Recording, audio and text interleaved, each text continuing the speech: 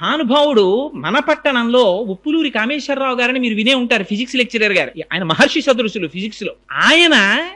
ఆయన వ్రాసినటువంటి ఆ శ్లోకాల్ని విని మొన్న హైదరాబాద్ లోను ఈ శ్లోకములు ఎట్టి పరిస్థితుల్లో చెక్కు చెదిరిపోకూడదని రామోజీ ఫిలిం సిటీ నుంచి ఒక ఆర్టిస్ట్ ని తీసుకొచ్చి, ఒక సింగర్ ని తీసుకొచ్చి వాటిని సీడీస్ చేశారు. ఒక పక్క నుంచి వేదమంత్రం వెడుతూ ఉంటుంది, ఒక పక్క నుంచి శ్లోకం వెడుతూ ఉంటుంది. అవి త్వరలో ఆవిష్కరింపబడబోతున్నాయి ఆ క్యాసెట్స్. ఎంత శక్తివంతంగా వచ్చాయంటే ఆ క్యాసెట్స్, ఆ మంత్రాల్ని నమ్ముకొని ముందు వీటి ప్రయోగం నేను నా మీద చేసుకుంటానన్నారు శ్రీరామచంద్రుడు గారు. 5 సంవత్సరముల నుంచి పారాయణ చేస్తున్నారు. 70వ సంవత్సరంలో హార్ట్ స్ట్రోక్ వచ్చినప్పుడు హాస్పిటల్ కి తీసుకెడితే ఆపరేషన్ చెయ్యకపోతే ఒక రోజు బతకవని డాక్టర్ల చేత సర్టిఫై చేయబడినటువంటి వ్యక్తి 75వ సంవత్సరంలో ఇవాళకి కూడా ఆయన సంతోషంగా ఉన్నారు. నిన్న రాత్రి 11 గంటలకి నేను కామేశ్వరరావు గారితో మాట్లాడుతుంటే శ్రీరామచంద్రుడు గారి నుంచి హైదరాబాద్ నుంచి ఫోన్ వచ్చింది. ఆ ఫోన్ కి వారి వాణికి ఒక నమస్కారం చేశారు. అది విశ్వాసం అంటే. వెంకటేశ్వరుడు ఒకడు, పరమశివుడు ఒకడు కారు, ఇద్దరు ఒకటే.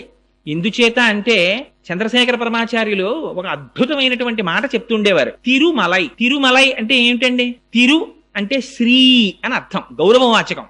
మలై అంటే శైలము, కొండ. దాని పేరేమిటి? శ్రీశైలము. తిరుమల నంబి అని శ్రీ మహావిష్ణువుని కొలిచినటువంటి మహాభక్తులు తిరుమల నంబి. ఆయన్ని సంస్కృతంలో పిలవవలసి వస్తే శ్రీశైల పూర్ణులు అని పిలుస్తారు ఆయన్ని. ఇది శ్రీశైలమే. తిరుమలై అంటే శ్రీశైలం, శ్రీశైలం అన్నా శ్రీశైలమే. 2 శ్రీశైలాలే. 2 శ్రీశైలాల్లోనూ ఇక్కడ కరచరణాదులతో కూడినటువంటి స్వామి ఉన్నారు, అక్కడ కరచరణాదులతో కనపడనటువంటి అరూపరూపి అయిన పరమాత్మ ఉన్నారు.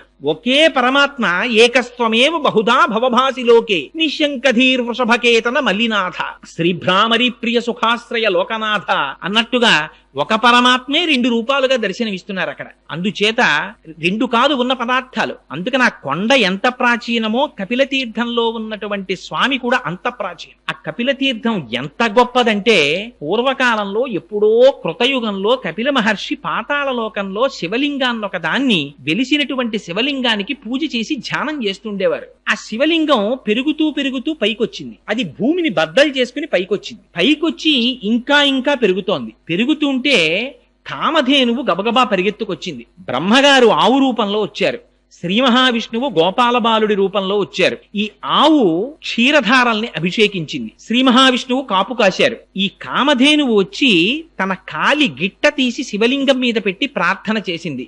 మా వర్ధస్య, స్వామి ఇక నువ్వు పెరగకు అని అడిగింది. ఇప్పటికీ కూడా కపిల తీర్థంలో ఉండేటటువంటి శివలింగం తల మీద కాలి గిట్ట యొక్క ముద్ర ఉంటుంది. అలాగే సజ్జోజాత అఘోర తత్పురుష వామదేవ ఈశానములనేటటువంటి 5 ముఖాలతో చూస్తూ ఉంటాడు పరమశివుడు. 5 ముఖాల్లో ఆ పశ్చిమాభిముఖంగా ఉండేటటువంటి పరమశివుని యొక్క ముఖానికి ఆ సజ్జోజాత మూర్తికి 3వ కన్ను ఆ శివలింగానికి ఇప్పటికీ కనపడుతుంటుంది. అది అలంకారం చేసినప్పుడు మనం అంతరాలయంలోకి వెళ్ళి స్పష్టంగా చూడడం కుదరదేమో అన్న ఉద్దేశ్యంతో దీనికి సంబంధించినటువంటి చిత్తరువులన్నింటినీ సభామంటపంలో పెట్టారు. దర్శించగలిగినటువంటి వాళ్ళు వెళ్లి దర్శించి ప్రార్థన చేయవచ్చు అని. అది శివలింగం మొట్టమొదట తెల్లగా ఉంటుంది, మధ్యలో పసుపు వర్ణంతో ఉంటుంది, బంగారు రంగుతో, పైన ఎరుపు వర్ణంతో ఉంటుంది. ఆ కపిల తీర్థంలో ఉండేటటువంటి కపిలలింగము ఎంత ప్రాచీనమైనటువంటి లింగమో ఆ పక్కనే ఉండేటటువంటి కామాక్షి అమ్మవారు కూడా అంతే ప్రాచీనమ తల్లి. కామాక్షి అంటేనే,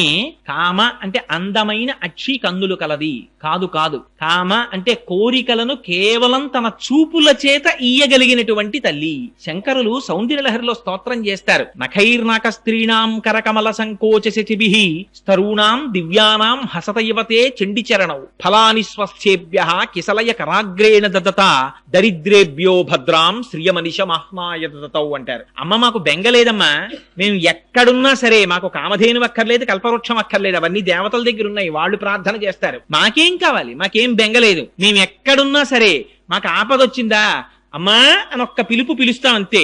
ఆ అమ్మ పాదాలను ఒక్కసారి తలుచుకుంటాం అంతే. ఎక్కడుంటే మాత్రం ఏమిటి, ఆ తల్లి దృష్టి ఎంత దూరం పెడుతుంది.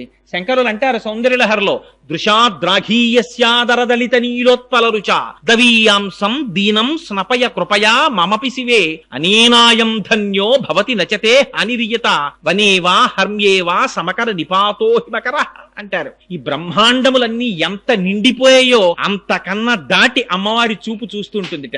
దృశాద్రాఘీయస్యాదరదలిత నీలోత్పల రుచ, నల్ల కలువలు ఎలా ఉంటాయో అలా ఉంటాయట అమ్మవారి కళ్ళు. అందుకని ఆవిడ కళ్ళకి కామాక్షి అని పేరు. కాదుట, కామాక్షి అంటే కామేశ్వరుణ్ణి చూసి చూసి కామేశ్వరుణ్ణి తన కన్నులుగా పెట్టుకుందిట. కాదుట, ఆవిడికి పంచకృత్యపరాయణ అని పేరు. సృష్టి స్థితి లయ తిరోధాన అనుగ్రహములను చేస్తుంది అమ్మవారు. ఆ తిరోధానం అంటే అణువుల కింద మార్చేస్తుంది ప్రపంచాన్ని, దాన్ని తనలో ఉంచుకుని మళ్ళీ తిరిగి ఉత్పత్తి చేస్తుంది. అది అనుగ్రహం అంటారు. అలా పంచకృత్యపరాయణ అయినటువంటి తల్లి పరమశివుడు లయమైపోయినటువంటి ప్రపంచాన్ని మళ్ళీ సృష్టించాలనేటటువంటి భావన ఏర్పడినప్పుడు ఆ భావన తెలుసుకుని పరమశివుని యొక్క శక్తిగా వ్యక్తీకరింపబడినటువంటి స్వరూపానికి కామాక్షి అని పేరు. కాంచీపురంలో పీఠాది దేవత ఆవిడ. అటువంటి కామాక్షీదేవి అక్కడ వెలిసి ఉంది. మీకు ఆశ్చర్యకరమైన విషయం ఏమిటో తెలుసా అండి?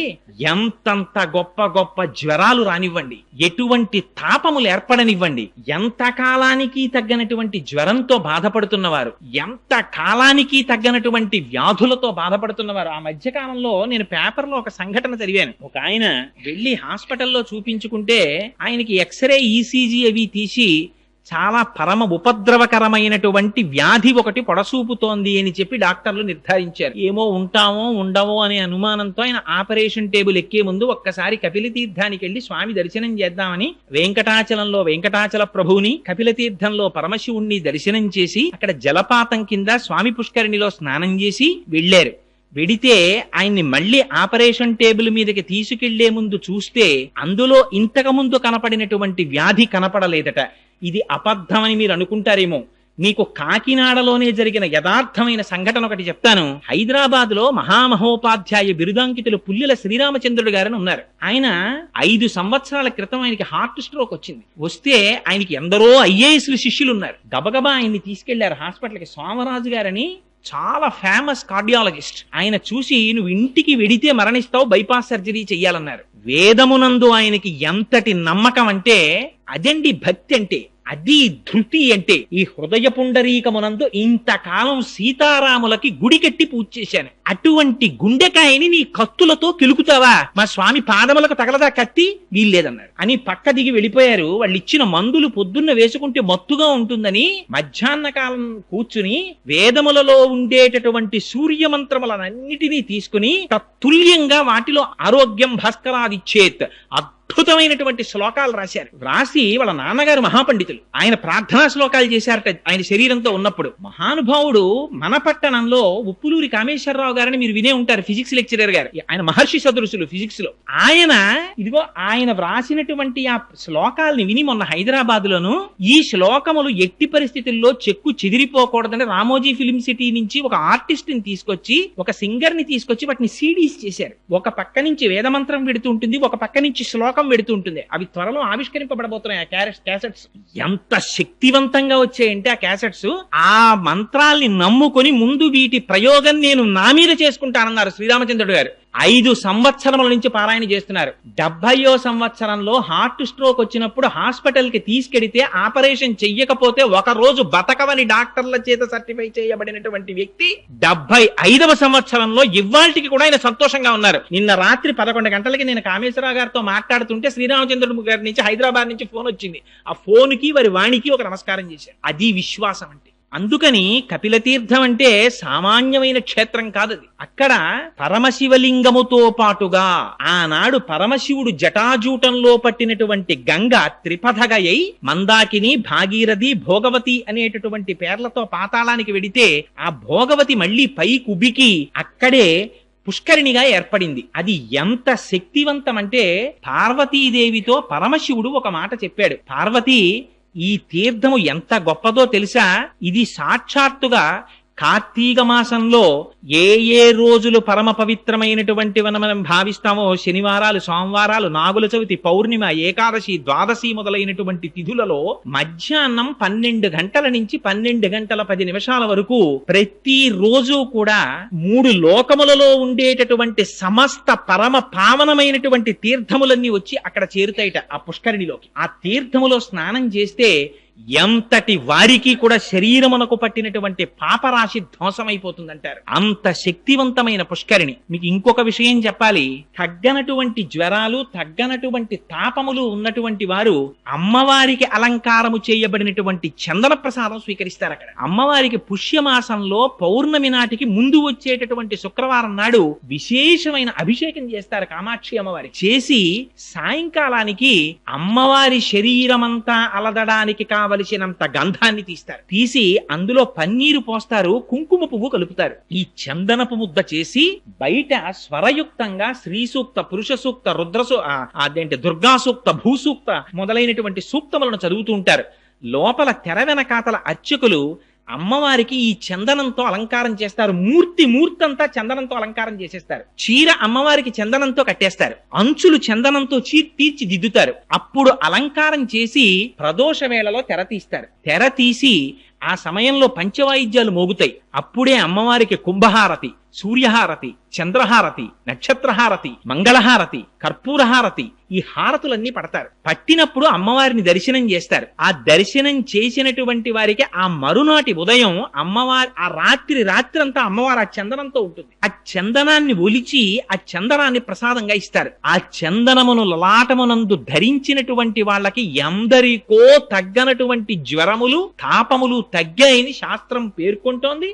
ఎందరిదో అనుభవం. అంత గొప్ప తీర్థం కపిల తీర్థం. అక్కడ స్వామికి గడిచిపోయినటువంటి ఆశ్వీజ మాసంలో పౌర్ణమి నాడు 250 కిలోల బియ్యం అన్నం వండుతారు. వండి ఆ అన్నంతో స్వామివారికి అన్నాభిషేకం చేస్తారు. ఆ చేయబడినటువంటి అన్నాభిషేకం అయిపోయిన తర్వాత కొంత అన్నాన్ని పైన శివలింగంగా తయారు చేస్తారు. మళ్ళీ చేసి కాయగూరలు కొయ్యకుండా వంకాయలు, గుమ్మడికాయలు, పొట్లకాయలు, ఆనపకాయలు ఇలాంటి వాటిని నీటిలో ఉడికించి అన్నలింగం మీద త్రిశూలాన్ని, నాగాభరణాన్ని, వీటన్నింటినీ అలంకారం చేస్తారు. ఈ అలంకారం చేసి పైన ఉన్న శివలింగాన్ని తీసి మేళతాళాలతో తీసుకొచ్చి స్వామి పుష్కరిణిలో కలిపి ఆ మిగిలిపోయినటువంటి అన్నలింగం మీద ఉన్న అన్నాన్నంతటినీ తీసి అందులో ఈ కాయగూరలన్నింటినీ కలిపి ఆ ముద్ద తీసి ప్రసాదంగా ఇస్తారు. అటువంటి అన్నలింగ ప్రసాదమును ఎవరు స్వీకరిస్తున్నారో వాళ్ళకి ఎన్ని కోట్ల జన్మలకి కూడా ఆకలితో ఒకరి దగ్గరికి వెళ్లి చెయ్యి చాపి అడగవలసిన అవసరం లేకుండా